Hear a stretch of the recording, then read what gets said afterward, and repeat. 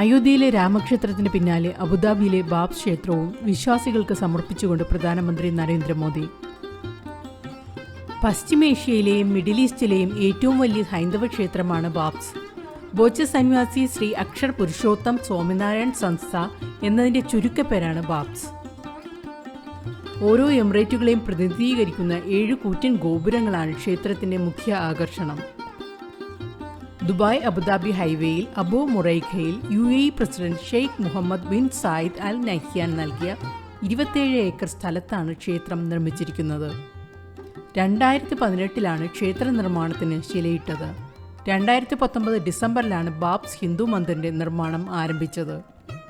32 മീറ്ററാണ് ക്ഷേത്രത്തിന്റെ ഉയരം.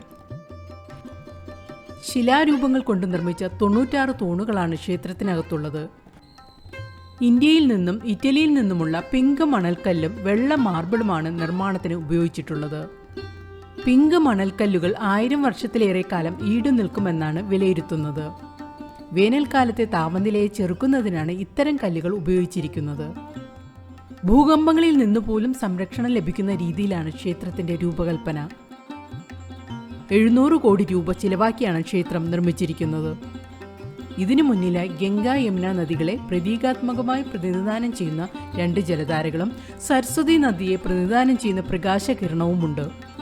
രാജസ്ഥാൻ, ഗുജറാത്ത് എന്നീ സംസ്ഥാനങ്ങളിൽ നിന്നുള്ള 2000-ലധികം കരകൗശല തൊഴിലാളികൾ രാപ്പകൽ ഭേദമന്യേ വർഷങ്ങളോളം നാട്ടിൽ നിന്ന് ശില്പങ്ങൾ ഒരുക്കി അവ പിന്നീട് അബുദാബിയിലേക്ക് കൊണ്ടുവന്ന് പ്രതിഷ്ഠിക്കുകയായിരുന്നു.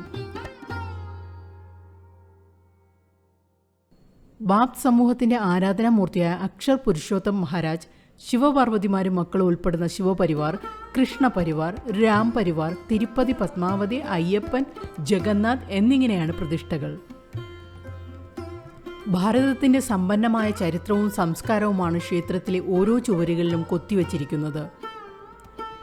ശ്രീരാമനെയും സീതയെയും പ്രതിഷ്ഠിച്ച സ്ഥലത്ത് രാമായണത്തിലെ പ്രസക്ത ഭാഗങ്ങളും ശിവപാർവതിയെ പ്രതിഷ്ഠിച്ച സ്ഥലത്ത് ശിവപുരാണത്തിലെ പ്രസക്ത ഭാഗങ്ങളും കൊത്തിവച്ചിരിക്കുന്നു.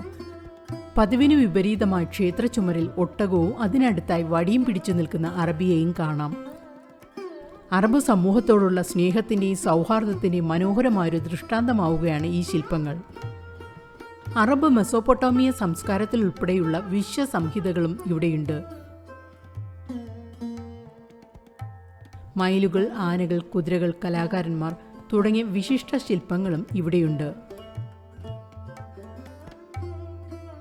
പുരാതന ആരാധനാലയങ്ങളിലെന്ന പോലെ ഇരുമ്പോ സ്റ്റീലോ നിർമ്മാണ ഘട്ടത്തിൽ എവിടെയും ഉപയോഗിച്ചിട്ടില്ല.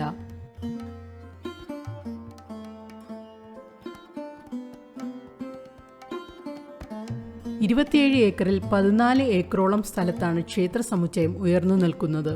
ശേഷിച്ച 13 ഏക്കറിൽ പൂന്തോട്ടം, വിശാലമായ പാർക്കിംഗ് ഏരിയ, ആംഫി തിയേറ്ററുകൾ അടക്കമുള്ള സംവിധാനങ്ങൾ സജ്ജമാക്കിയിട്ടുണ്ട്. ദർശനം പൂർത്തിയാക്കി എത്തുന്നവർക്ക് ഗംഗാതീരത്ത് ഇരിക്കുന്ന പ്രതീതി ഉളവാക്കുന്ന തരത്തിൽ വിശ്രമിക്കാൻ മണൽത്തിട്ടകളും ഒരുക്കിയിട്ടുണ്ട്. 8,000 മുതൽ 10,000 പേർക്ക് വരെ ഒരേ സമയം ക്ഷേത്രത്തിൽ ദർശനം സാധ്യമാകും. ഇന്ത്യയും UAEയും തമ്മിലുള്ള അഗാധമായ സൗഹൃദത്തിന് തെളിവാകുകയാണ് ഈ നിർമ്മിതി.